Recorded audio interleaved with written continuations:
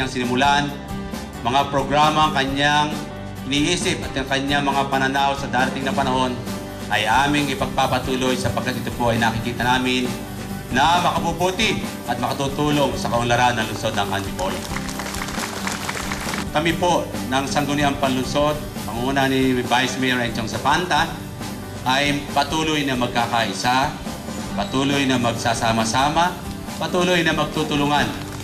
At makikipag-ugnayan po kami sa lahat ng mga namumuno din sa lungsod ng Antipolo, Congressman Robby Puno, Congressman Lito Catlabayan, Governor Ito Inares, kasama po ang ating DILG Secretary Ronnie Puno, para kami ay magkaisa, magsama-sama para sa magandang bukas ng lungsod ng Antipolo.